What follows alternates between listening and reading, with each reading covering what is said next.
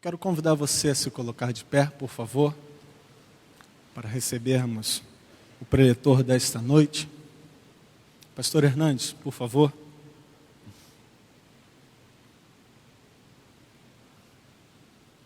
Pastor Hernandes, um homem de Deus, certamente você conhece, e eu quero te convidar nesta noite a estender as mãos para cá, para estarmos orando pela vida desse homem de Deus, que está com a incumbência de transmitir a mim e a você nesta noite o que Cristo tem a nos falar.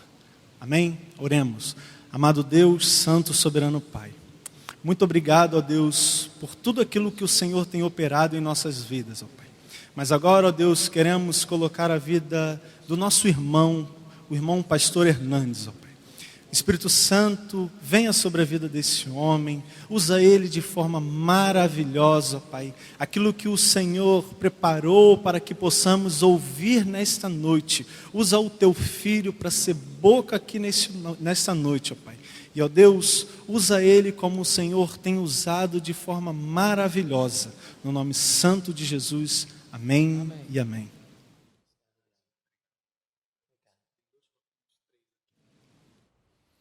Irmãos amados, podem assentar, por favor.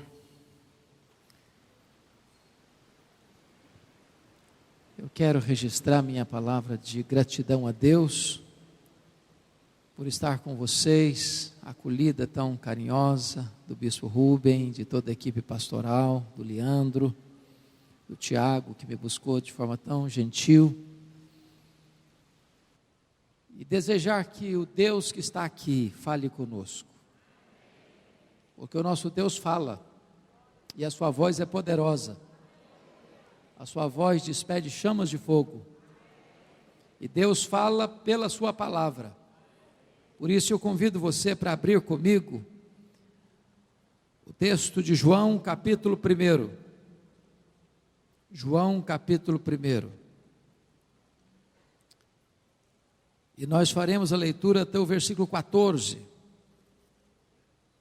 E eu peço a você que, lido o texto, não feche a sua Bíblia, porque eu preciso que você acompanhe comigo a exposição do texto.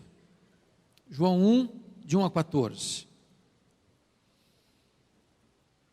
Antes de lermos esta passagem, é muito importante entender que o Evangelho que João escreveu é a obra literária mais importante do mundo. O Evangelho de João é a acrópole, o ponto mais alto da teologia cristã. Nenhuma obra na história da humanidade foi tão traduzida para outros idiomas que o Evangelho de João.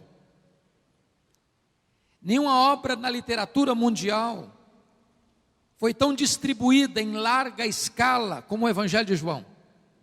Já passam de 4 bilhões de exemplares. Nenhuma obra na história da humanidade já foi instrumento de Deus para transformar corações do que o Evangelho de João. João escreveu este Evangelho no final do 1º século, quando todos os apóstolos, exceto João, obviamente, já estavam mortos e mortos pelo viés do martírio. João escreve esse Evangelho quando Mateus, Lucas e João já circulavam na igreja cristã há quase 30 anos. João escreve esse Evangelho para defender o cristianismo de um terrível ataque no 1º século, de uma forte e perigosa heresia chamada de gnosticismo, que era uma espécie de concubinato entre a fé judaica e a filosofia grega. Os gregos acreditavam na imortalidade da alma, mas não acreditavam na ressurreição do corpo. Os gregos negavam, portanto, 3 doutrinas essenciais do cristianismo: a criação, a encarnação e a ressurreição. Os gregos acreditavam no dualismo, matéria má, espírito bom. Então, na cabeça deles, Jesus não podia ser Deus e homem ao mesmo tempo. Porque tinha um corpo físico, material, e a matéria é má, logo ele não podia ser bom. Se ele não é bom, ele não pode ser Deus. Então os gnósticos negavam a divindade de Jesus Cristo e também negavam a humanidade de Jesus Cristo. Pois João escreve este evangelho para defender uma tese, para provar que Jesus Cristo é Deus e também homem. Ele não deixou de ser Deus ao se fazer homem, e ele não deixou de ser homem ao voltar para o céu como Deus.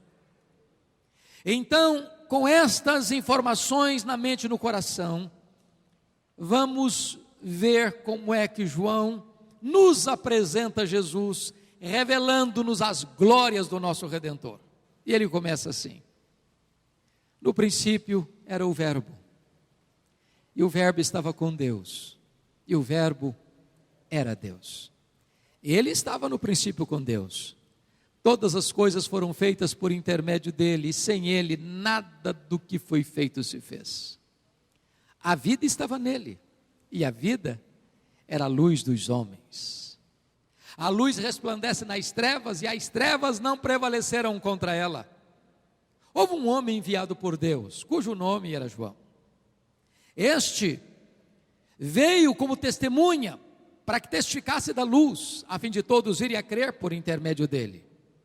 Ele não era luz, mas veio para testificar da luz, a saber, a verdadeira luz que vinda ao mundo ilumina todo homem.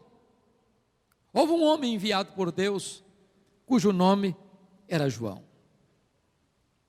Diz a Bíblia, que este veio como testemunha. Louvado seja Deus, para testificar dessa luz, a fim de todos irem a crer por intermédio dele. Ele não era luz, veio para testificar da luz. Que luz? A verdadeira luz que vinda ao mundo ilumina a todo homem. O Verbo estava no mundo, o mundo foi feito por intermédio dele, mas o mundo não o conheceu. Veio para o que era seu, e os seus não o receberam. Mas a todos quantos o receberam, deu-lhes o poder de serem feitos filhos de Deus, a saber, aos que creem no seu nome, os quais não nasceram do sangue, nem da vontade da carne, nem da vontade do homem, mas de Deus. E o Verbo se fez carne e habitou entre nós, cheio de graça e de verdade, e vimos a sua glória, glória como do unigênito do Pai. O apóstolo João está acendendo aqui as luzes no palco da história e apresentando-nos as glórias do nosso Redentor. Redentor esse que nos salvou e com quem desejamos nesta noite ter a mais íntima relação, o mais íntimo relacionamento de comunhão. E João abre as cortinas e já nos deixa pasmos com a primeira declaração: no princípio era o Verbo. Vocês que conhecem o português talvez melhor do que eu, sabem que o verbo ser aí não está no pretérito perfeito, não está escrito no princípio foi o Verbo, mas está no pretérito imperfeito. No princípio era o Verbo. Isso significa que quando tudo teve um princípio, quando tudo começou, o Verbo, a palavra, o Jesus pré-encarnado, o nosso glorioso Redentor, já existia. Ele preexiste ao tempo, ele preexiste ao início. Isso nos remete a Gênesis 1:1. No princípio criou Deus os céus e a terra. Os céus e a terra tiveram um princípio, os céus e a terra tiveram um começo, os céus e a terra foram criados, mas quando tudo começou, o Verbo já existia, ele preexiste ao tempo, ele preexiste à criação, logo ele é eterno, e eternidade é um atributo exclusivo de Deus. Mas eternidade é um conceito que você e eu não entendemos bem. Sabem por quê? Um pensador grego chamado Aristóteles escreveu um livro difícil de ler e importante de ser lido, As Categorias de Aristóteles. E ele diz que você e eu só conseguimos entender algumas coisas dentro de categorias humanas, de tempo, de espaço, de tamanho. Eu entendo o tempo, eternidade eu não entendo. Eu explico. Se você tirar um dia de 1 milhão de anos, você não tem mais 1 milhão de anos, certo? Óbvio, não tem mais. Mas eu pergunto a você, se você tirar 1 milhão de anos da eternidade, quanto lhe sobra? A eternidade. E se você tirar 1 bilhão de anos da eternidade, quanto fica? A eternidade. E se você tirar 1 trilhão de anos, quanto fica? A eternidade. Logo, a eternidade não é tempo. Logo, você e eu não entendemos bem a eternidade. Sabe por quê? Porque eterno só Deus o é. O verbo é eterno, ele preexiste ao tempo.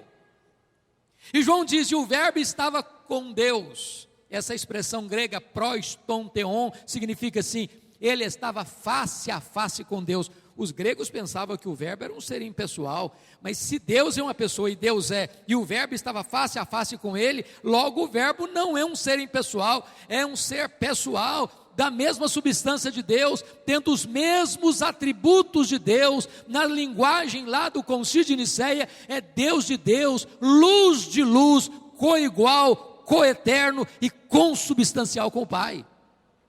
Mas João prossegue e diz o seguinte: e o verbo era Deus. Não um ser superior aos anjos, como pensava Ário de Alexandria, não um ser inferior a Deus, mas Deus da mesma essência, tendo os mesmos atributos, realizando as mesmas obras. Este é o nosso glorioso Redentor. Eu tenho que concordar com um grande pensador cristão chamado C.S. Lewis, quando ele disse o seguinte: em relação a Jesus, você só tem 3 possibilidades: ou ele é um mentiroso, ou ele é um lunático, um louco, ou ele é Deus. Se ele não é quem ele disse ser, ele é um mentiroso. Se ele não é quem ele pensou ser, ele é um lunático, um louco. Mas se ele é quem ele disse ser, então ele é Deus. Ele disse: eu e o Pai somos um, quem me vê a mim, vê o Pai. Só cabe-nos a alternativa de Tomé, prostrarmos-nos aos seus pés e dizer: Senhor meu e Deus meu. Mas João diz assim, no verso 2, ele estava no princípio com Deus. Que princípio? No princípio criou Deus os céus e a terra. Quando os céus e a terra foram criados, o verbo estava lá. Ele estava presente lá, não passivamente, ativamente, porque o verso 3 diz: todas as coisas foram feitas por intermédio dele, e sem ele, nada do que foi feito se fez. Bendito seja Deus, o nosso glorioso Redentor é o Criador do universo. Todas as coisas foram feitas por intermédio dele, as coisas visíveis e as coisas invisíveis, sejam principados, sejam potestades, sejam tronos, sejam soberanias, tudo que existe veio das suas poderosas mãos. Esta verdade nos leva a 4 conclusões preliminares. Primeiro, a matéria não é eterna, como pensavam os gregos.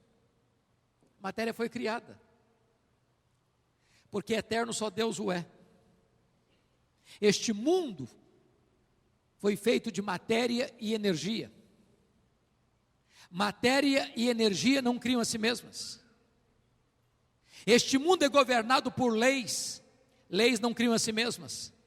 Logo, alguém maior do que a matéria, fora da matéria, superior à matéria, criou a energia e estabeleceu leis que governam este mundo. Este é o nosso glorioso Redentor. Segunda conclusão prévia: o mundo não surgiu espontaneamente. Essa ideia da geração espontânea não está calçada com a verdade. Desculpem da expressão, o mundo não pariu a si mesmo. O mundo não veio à existência por vontade própria. O mundo não se autocriou. O mundo foi criado, o mundo foi feito e feito pelo nosso glorioso Redentor. Terceiro lugar, o mundo não é resultado de uma grande explosão cósmica. A teoria do Big Bang não está calçada com a verdade. Meus amados irmãos, o caos não produz o cosmos. A desordem não produz a ordem. Seria mais fácil acreditar se eu jogasse 1 bilhão de letras para o espaço, elas caíssem como uma grande enciclopédia, do que acreditar que uma explosão produziu este universo tão vasto, tão harmonioso, com leis tão cirúrgicas e precisas. Não, não, não, o mundo não é produto do acaso, é produto das mãos do nosso glorioso Redentor. Nós não estamos onde estamos porque uma explosão ocasionalmente nos deixou aí. Por exemplo, se nós estivéssemos mais perto do Sol, nós morreríamos queimados. Se nós estivéssemos mais longe do Sol, nós morreríamos congelados. A Lua não está onde está por acaso.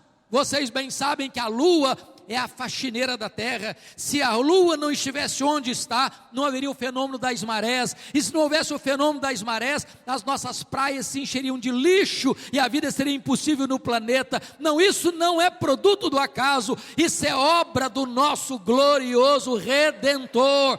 Todas as coisas foram feitas por intermédio dele, e sem ele nada do que foi feito se fez. Preste bem atenção. É preciso mais fé para ser um ateu do que para ser um crente. Quarta conclusão prévia: o mundo não é resultado de uma evolução de milhões e milhões e milhões de anos. Vocês bem sabem que no ano de 1859, Charles Darwin publicava o seu livro Origem das Espécies em Londres, na Inglaterra. No dia do lançamento, esgotou-se a primeira edição. A partir dessa data, a chamada teoria da evolução tem sido ensinada nas escolas e universidades como uma verdade científica. Mas isso não é um fato. Falta a essa teoria as provas. Prestem bem atenção nisso. O criacionismo não é matéria de fé. O criacionismo é matéria de ciência. O que é artigo de fé não é o criacionismo.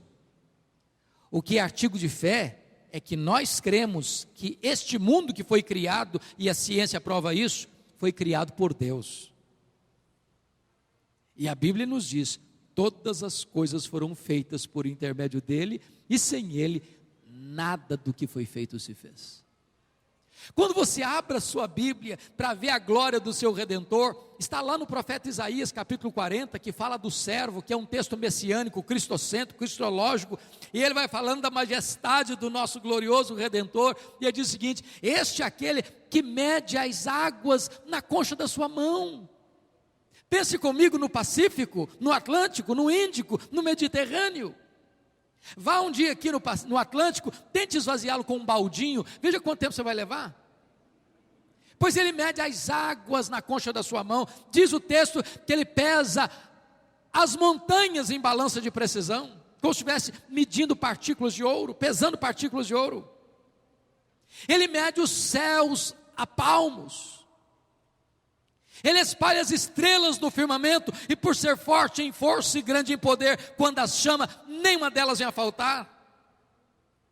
Ele olha para as nações da terra, as grandes potências militares e econômicas do mundo, e diz a Bíblia que ele olha para todas essas nações e as considera como um pingo que cai num balde, como um pó numa balança de precisão, como um vácuo, como nada, como menos do que nada, pois este é o seu glorioso Redentor. Se você perguntar para um astrônomo assim: qual é o tamanho deste universo que o nosso glorioso Redentor mediu a palmos? Sabe qual é a resposta do astrônomo? Eu não sei. Mas quando ele diz eu não sei, ele não está confessando uma ignorância absoluta, não.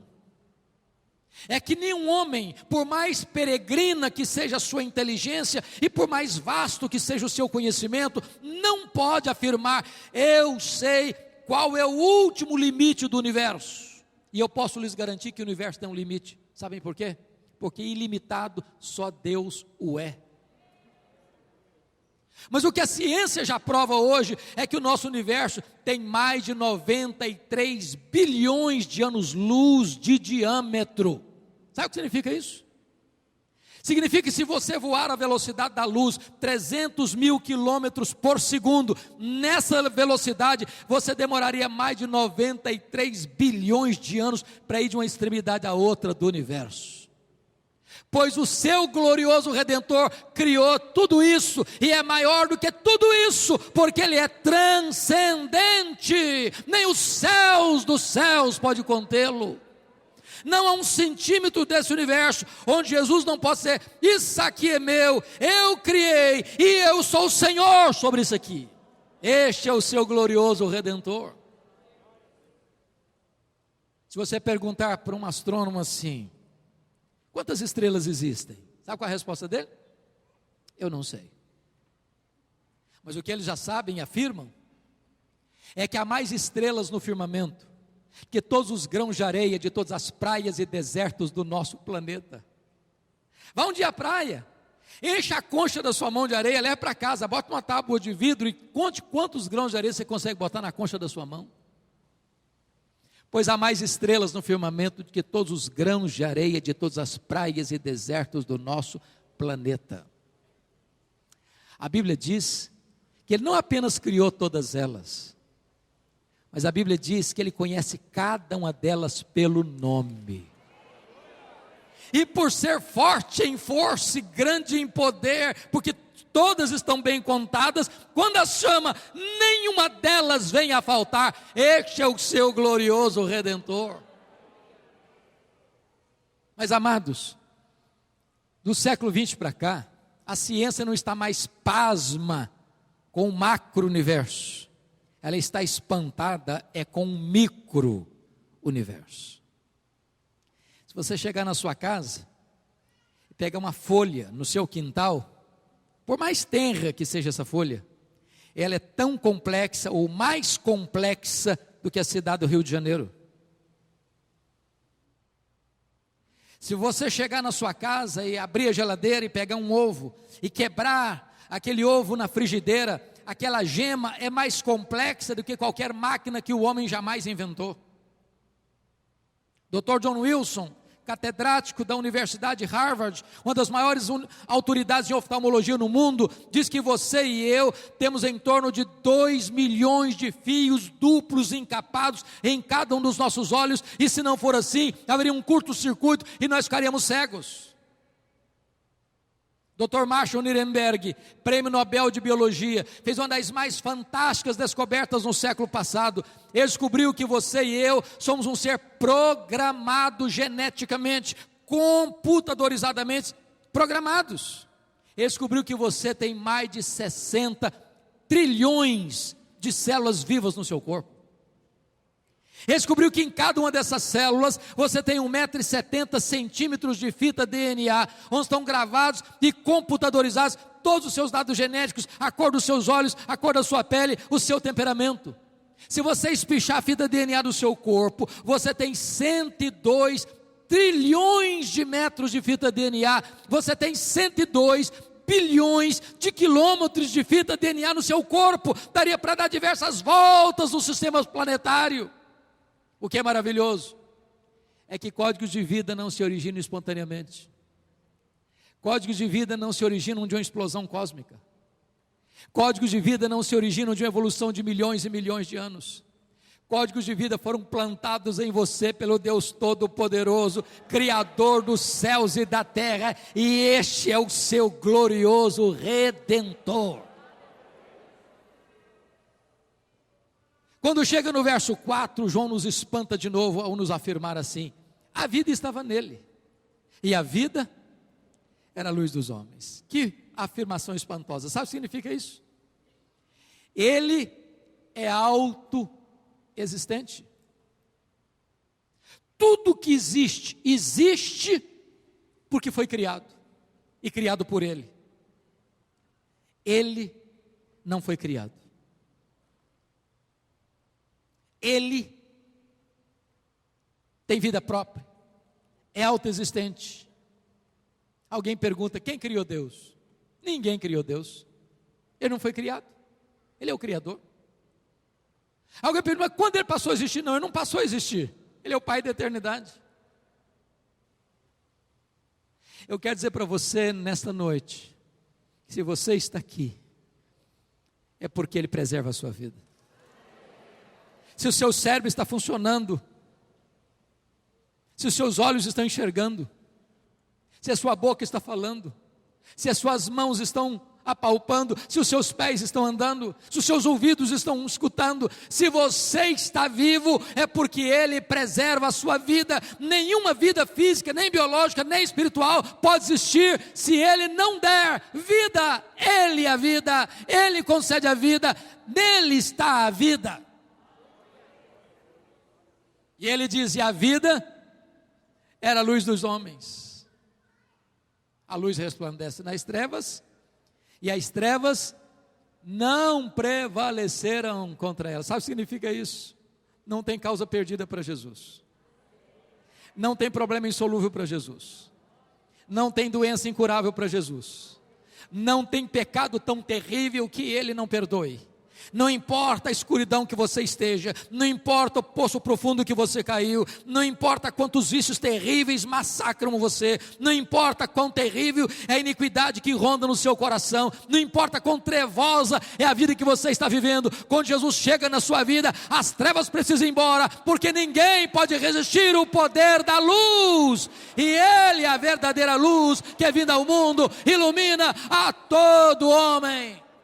Há esperança para você que caiu, há esperança para você que está no vício, há esperança para você que está amarrado pela iniquidade, pela promiscuidade. Hoje a luz chegou, hoje a luz está raiando aqui, e onde a luz chega, a libertação, a perdão, a salvação, a vida eterna.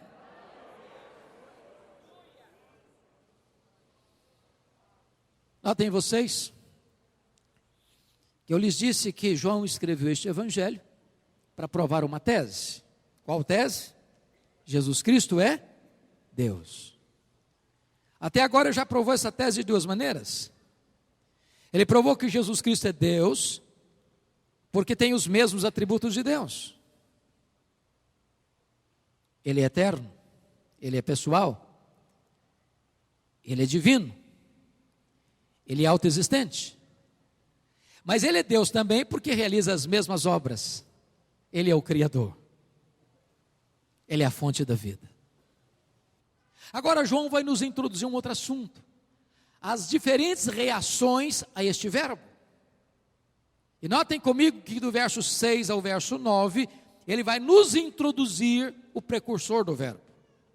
E começa assim: houve um homem enviado por Deus, cujo nome era João. Ele veio para testificar da luz, a fim de todos virem a crer por intermédio dele. Ele não era luz, mas veio para testificar da luz, a saber, a verdadeira luz que vinda ao mundo ilumina a todo homem. Nota uma coisa, irmãos, isso é maravilhoso, porque tem 400 anos de silêncio profético, de Malaquias a João Batista.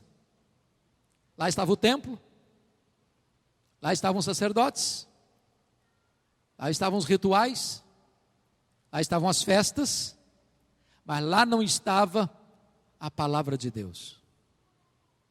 Tinha religião, mas Deus não falava. De repente Deus rompe o silêncio, e Deus envia um homem.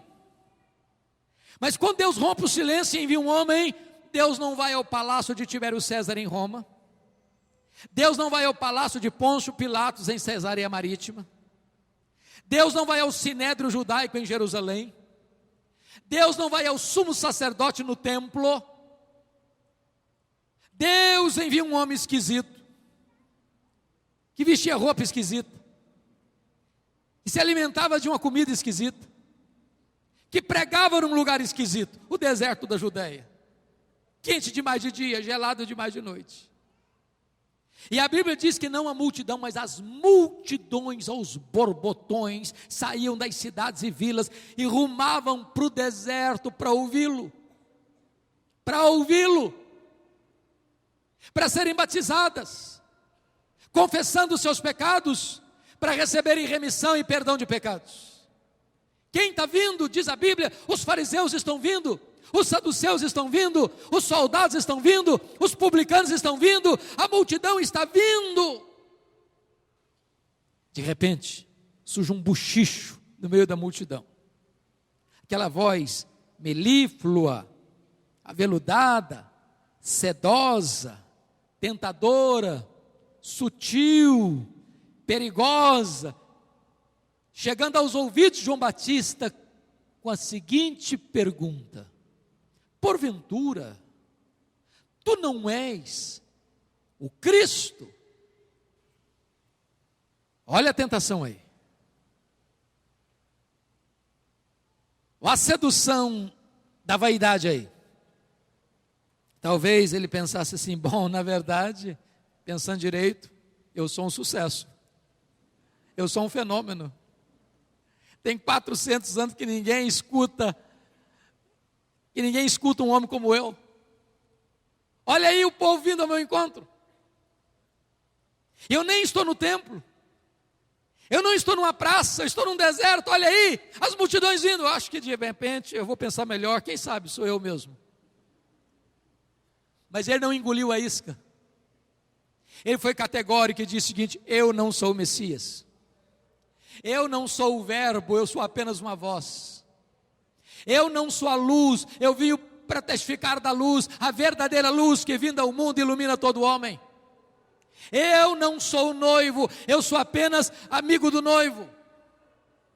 Eu batizo com água, mas aquele que vem depois de mim é mais poderoso do que eu, e ele vos batizará com o Espírito Santo e com fogo. Eu não sou nem digno de me curvar, desatar a correia das suas sandálias. Eu tenho um lema: convém que ele cresça e que eu diminua. Nunca queira receber a glória que só pertence a Deus. Nunca queira ocupar um lugar onde Deus não o colocou. Você nunca é tão grande como quando você é humilde. Mas notem comigo,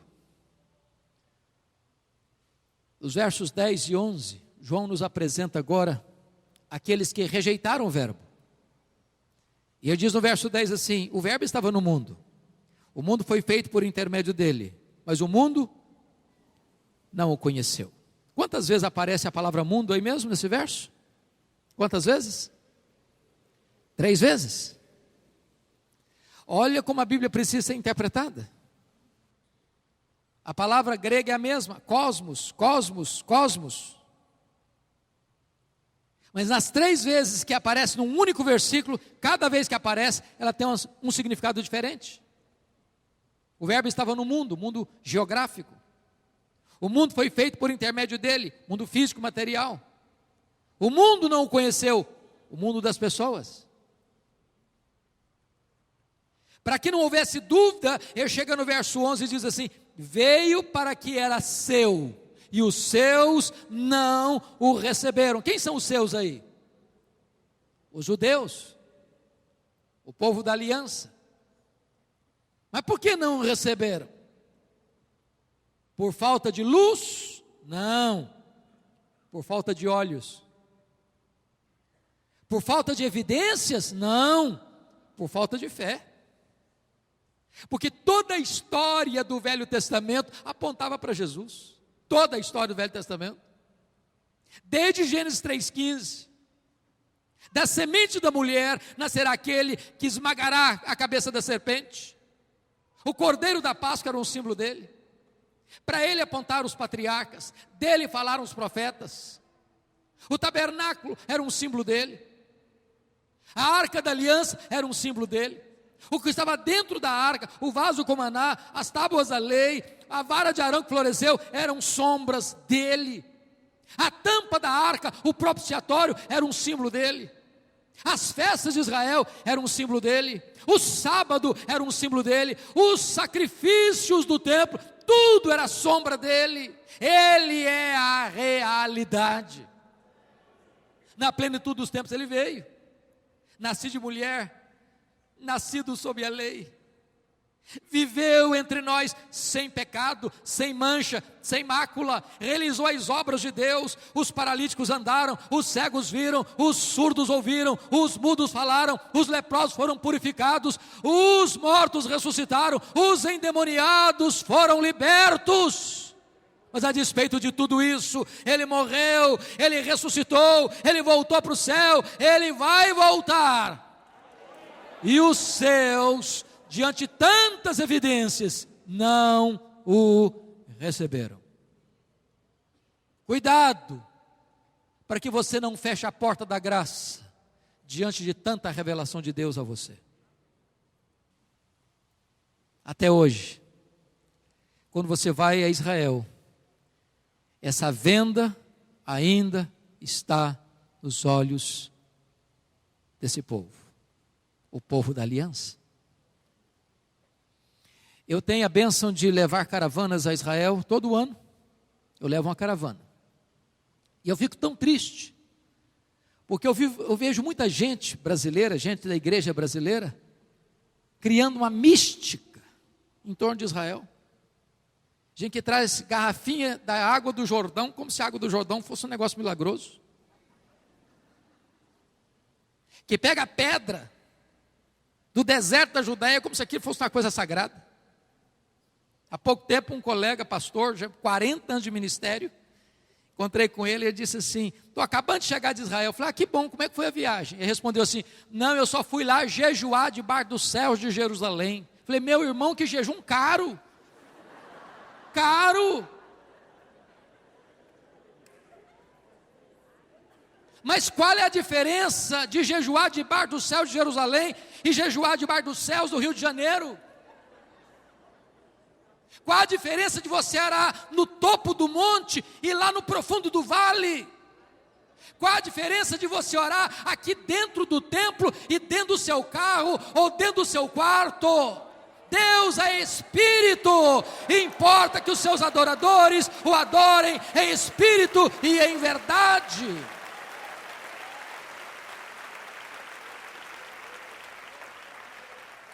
Vejo com preocupação tantas igrejas no Brasil de malas prontas, de volta para o judaísmo, vestindo roupa de sacerdote,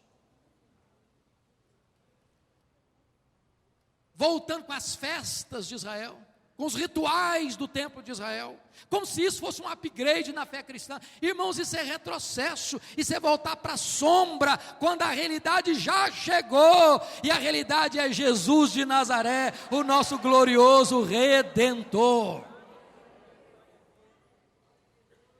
Mas louvado seja o Senhor. Vamos ver agora a terceira reação, está nos versos 12 e 13, a aceitação do verbo. E o verso 12 começa assim: mas, sempre que você estiver lendo a Bíblia, para um pouquinho para ver as adversativas. Mas, entretanto, porém, entrementes. Quando você lê isso aí, abra bem os olhos, tem coisa boa surgindo. E aí, diante da rejeição do povo da aliança, mas a todos quantos o receberam, deu-lhes o poder de serem feitos filhos de Deus, a saber, aos que creem no seu nome, os quais não nasceram no sangue, nem da vontade da carne, nem da vontade do homem, mas de Deus. A pergunta é: todos quantos? Todos quem?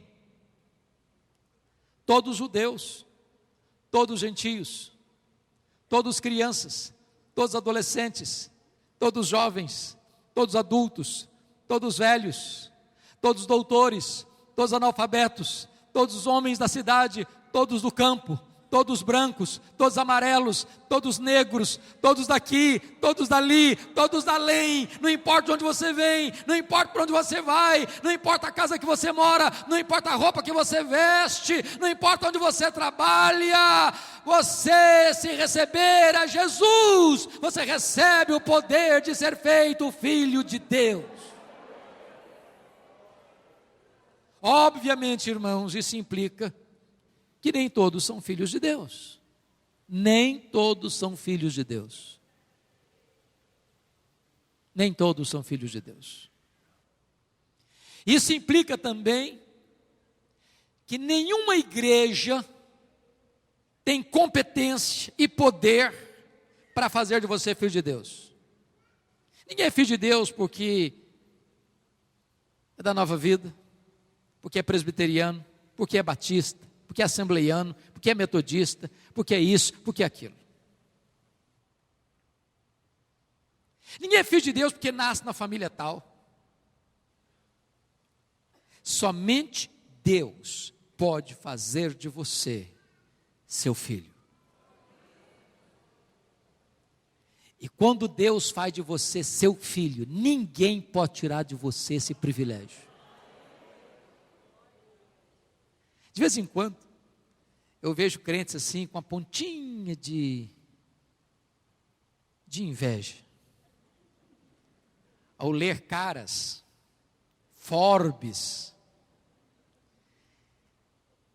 os artistas, os jogadores famosos, os atores reconhecidos, com seus jatinhos particulares, com seus iates, com as suas mansões, com as suas viagens paradisíacas. E às vezes você curtindo algumas lutas. Deixa eu dizer uma coisa para você. Se você é filho de Deus, corre em suas veias mais do que sangue azul. Você é filho do Rei dos Reis e do Senhor dos Senhores.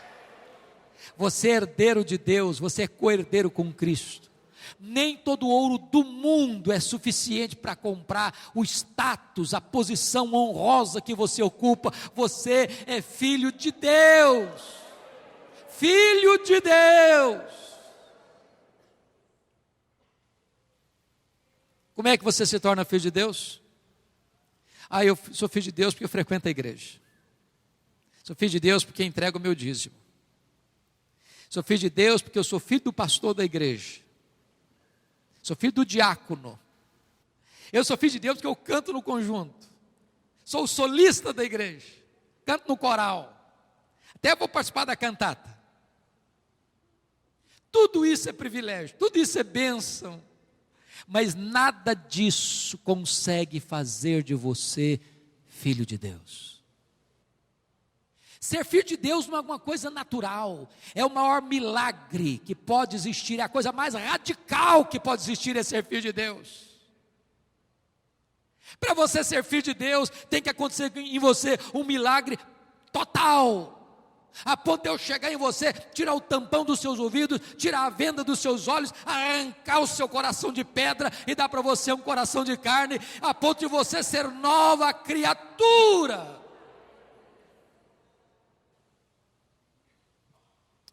João não quer que você saia confuso sobre isso, nem eu. Por isso ele explica melhor no verso 13. A saber, os quais,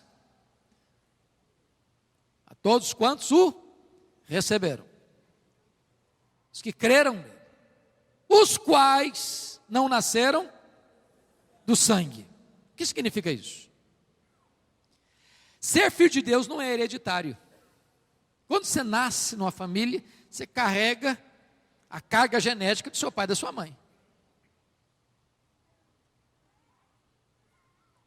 Mas ninguém se torna filho de Deus porque nasceu na família tal.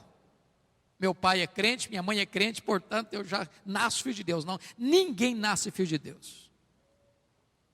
Para ser filho de Deus, você precisa nascer de novo, da água e do Espírito. Nascer de cima, nascer de Deus, nascer do Espírito Santo, ser nova criatura. Não é hereditário. Não é hereditário. Se é verdade que o adágio popular, filho de peixe é peixinho, não é verdade que filho de crente é crentinho. Os quais não nasceram do sangue, nem da vontade da carne. Sabe o que significa isso? Eu, nem você, temos competência para nos autoproclamar filhos de Deus. Imagine você, um sábado bem gostoso, está lá na sua casa, pensando, matutando, lucubrando. De repente você pensa assim, bom, Deus é tão bom comigo. Você quer saber de uma coisa? A partir de hoje eu me declaro filho de Deus. Você não tem esse poder. Você não tem essa competência. O homem não toma essa decisão sobre si mesmo, a ponto de mudar a sua própria vida. Esse poder não vem de você, esse poder vem de cima, esse poder vem de Deus, esse poder vem do Espírito Santo de Deus. Nem da vontade do homem. Sabe o que significa isso? Nem o bispo Rubem, nem os pastores da igreja, nem eu, nem o bispo, nem o padre, nem o papa, nem Pedro, nem Paulo, nem Maria, nem a igreja, nem a denominação religiosa, nenhuma instituição humana pode dizer assim: seja filho de Deus. Não temos esse poder, não temos essa competência. Só o próprio Deus pode fazer de você seu filho. A salvação é de Deus, é obra de Deus, é Ele quem convence você do pecado, é Ele quem dá para você a fé salvadora, é Ele quem regenera você, é Ele quem justifica você, é Ele quem sela você com o Espírito Santo, é Ele quem santifica você, é dele que vem o nome no livro da vida. Tudo é obra dele, para que toda a glória seja dada a Ele. Mas agora João chega no final e vai nos fazer uma declaração espantosa. Espantosa. Ele diz assim: e o Verbo se fez carne e habitou entre nós, cheio de graça e de verdade, e vimos a sua glória, glória como do unigênito do Pai. Mas a pergunta é: que verbo se fez carne? Que verbo? E a resposta é: o Verbo eterno, o Verbo pessoal, o Verbo divino, o Verbo criador, o Verbo que tem vida em si mesmo, o Verbo que é a luz dos homens, o Verbo que é o Salvador, o Verbo que é autoexistente, infinito, imenso, eterno, imutável, onipotente, onipresente, onisciente, transcendente, soberano. Esse verbo que nem os céus dos céus pode contê-lo, diz a Bíblia, que ele esvaziou-se a si mesmo. Mas esvaziou-se, a ponto de ele, que nem os céus dos céus pode contê-lo, transformar-se num zigoto, num embrião, num feto, num bebê, que nasce de uma virgem, é enfaixado em panos e colocado numa manjedoura. Aquele bebê é o Criador do universo. Aquele bebê sustenta o universo em suas poderosas mãos. Ele se fez carne. Ele vestiu pele humana. Ele calçou as sandálias da humildade. E diz o texto que o Verbo se fez carne e fez o quê? Habitou longe de nós? Não, habitou entre nós, pisou o nosso chão, vestiu a nossa pele, bebeu a nossa água, comeu o nosso pão, chorou a nossa lágrima, sentiu a nossa dor, carregou o nosso pecado sobre o seu corpo, morreu numa cruz, ressuscitou em glória e voltou aos céus, de onde há de vir. Mas o texto diz: habitou entre nós, de que maneira? Cheio de graça e de verdade. Você já parou para perguntar se o Verbo tivesse se manifestado entre nós cheio de juízo e justiça? O que seria de você e de mim? Seríamos fulminados. Sabem por quê? A Bíblia diz que o melhor de nós, as nossas justiças, não passam de trapos de imundície aos seus olhos. Se o melhor de nós não passa de trapos de imundície, eu pergunto: e o pior de nós? E o pior de nós? Nossos pecados, nossas transgressões. Mas ele não veio cheio de justiça e juízo, ele veio cheio de graça e de verdade. Nos encontrou machucados, feridos, sujos, depravados, condenados, arruinados. E Ele nos pegou, e Ele nos limpou, e Ele nos lavou, e Ele nos regenerou, e Ele nos transformou, e Ele nos selou, e Ele nos fez filhos de Deus. Ele nos amou quando nós éramos fracos, quando nós éramos ímpios, quando nós éramos pecadores, quando nós éramos inimigos de Deus. Ele não escondeu o rosto de nós com nojo de nós, Ele nos abraçou com amor e graça e nos restaurou. Eu quero dizer para você nesta noite que Jesus está aqui, cheio de graça, convidando você para vir para Ele, convidando você para ter um relacionamento íntimo com Ele, convidando você para ter comunhão com Ele. Hoje Ele está batendo a porta do seu coração, querendo entrar na sua vida, querendo cear com você, querendo ter um tempo precioso de comunhão com você, para curar a sua vida, para restaurar a sua vida, para libertar a sua vida, para perdoar os seus pecados, para dar a você a vida eterna, para dar a você vida e vida em abundância.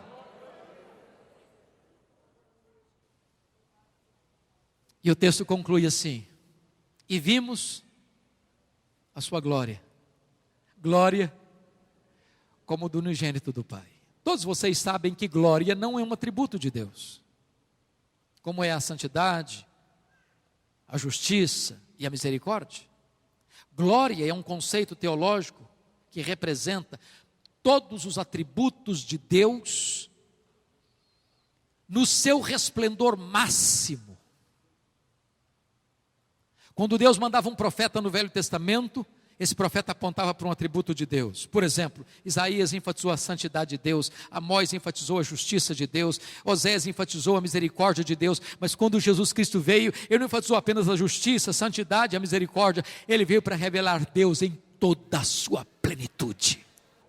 Ele é a exata expressão do ser de Deus, Ele é o resplendor da glória de Deus, nele habitou corporalmente toda a plenitude da divindade. E Ele diz: quem olhar para mim, vê o próprio Pai, porque eu e o Pai somos um.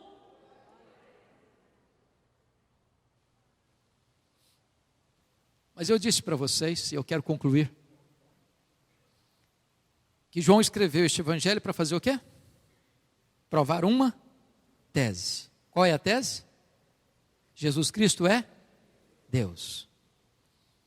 Não foi apenas na introdução que ele nos provou essa tese. Ao longo do evangelho, ele provou essa tese. De que maneira? Lançando mão de duas metodologias, ou de dois expedientes. Primeiro expediente, ele prova que Jesus Cristo é Deus, porque realizou as mesmas obras de Deus. Vocês bem sabem que Mateus, Marcos e Lucas são evangelhos sinóticos. E a palavra sinótico significa olhar na mesma perspectiva. João, diferente dos outros três, não relata o ministério cronológico de Jesus, mas ele prova uma tese. Para provar a tese, o que é que ele faz? Primeiro, seleciona 7 milagres que Jesus fez, porque 7 é o número da perfeição.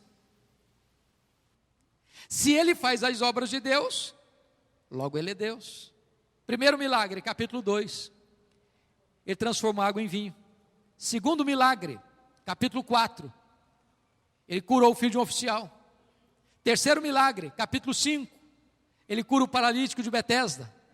Quarto milagre, capítulo 6, ele multiplica pães e peixes. Quinto milagre, capítulo 6, ele anda sobre as águas. Sexto milagre, capítulo 9, ele cura um cego de nascença. Sétimo milagre, capítulo 11, ele ressuscita Lázaro. Se ele faz as obras de Deus, logo ele é Deus.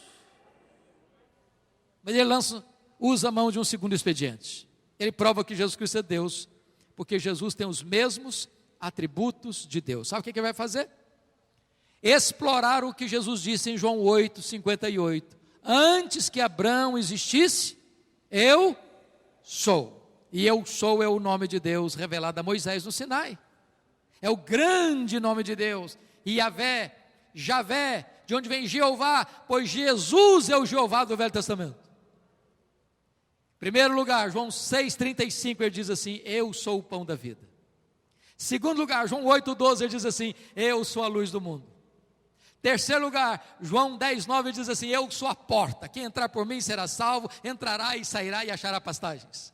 Quarto lugar, João 10:11 diz assim: eu sou o bom pastor dá a vida pelas suas ovelhas. Quinto lugar, João 11:25 ele diz: eu sou a ressurreição e a vida, quem crer em mim não morrerá eternamente. Sexto lugar, João 14:6 ele diz: eu sou o caminho e a verdade e a vida, e ninguém vem ao Pai senão por mim. Sétimo lugar, João 15:1 ele diz assim: eu sou a videira verdadeira e o meu Pai é o agricultor. 7 declarações: eu sou. Se ele tem os mesmos atributos de Deus, logo ele é Deus. Agora preste atenção. Dessas 7 declarações, uma delas Jesus partilha com a igreja. Uma delas.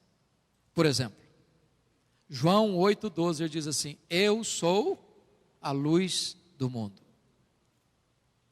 Mas em Mateus 5:14 ele diz assim para os seus discípulos: vós sois a luz do mundo. Notem que em lugar nenhum da Bíblia Jesus diz assim para a sua igreja: vós sois o pão da vida. Em lugar nenhum. Nem diz: vós sois a porta. Nem também diz: vós sois o bom pastor. Nem também diz: vós sois a ressurreição e a vida. Nem também diz: vós sois o caminho, a verdade e a vida. Nem também diz: vós sois a videira verdadeira. Mas ele diz: eu sou a luz do mundo. E ele disse: vós sois a luz do mundo. Como entender isso? Para explicar eu faço uma pergunta. O sol brilha? Sim, o sol brilha. Por que o sol brilha? Porque o sol tem luz própria. Por que Jesus brilha? Porque ele é o sol da justiça. Ele tem luz própria. Ele é a verdadeira luz que vinda ao mundo ilumina a todo homem. Eu pergunto agora: a lua brilha? Sim, a lua brilha. Como é que a lua brilha? A lua não tem luz própria. A lua só brilha na medida em que ela reflete a luz do sol. Logo, Jesus é luz do mundo num sentido diferente de que a igreja é luz do mundo. Jesus é luz do mundo porque Ele é a verdadeira luz. Ele é o sol da justiça. Ele tem luz própria. Mas a igreja, você e eu, só somos luz do mundo. Nós não temos luz própria. Nós só somos luz do mundo na medida em que refletimos no mundo a luz de Cristo. Então, eu concluo. Esta bela igreja, este lindo rebanho, esta Grace Santa que está aqui hoje, deve sair pelas ruas, pelas avenidas, pelos becos, pelas praças, pelos morros do Rio de Janeiro, de Nova Iguaçu, da Baixada Fluminense, espargindo a luz de Cristo. Ele é a verdadeira luz. E nós levamos essa luz na medida que caminhamos. A Ele, ao nosso glorioso Redentor, a honra, a glória e o louvor, agora e pelos séculos dos séculos. Amém.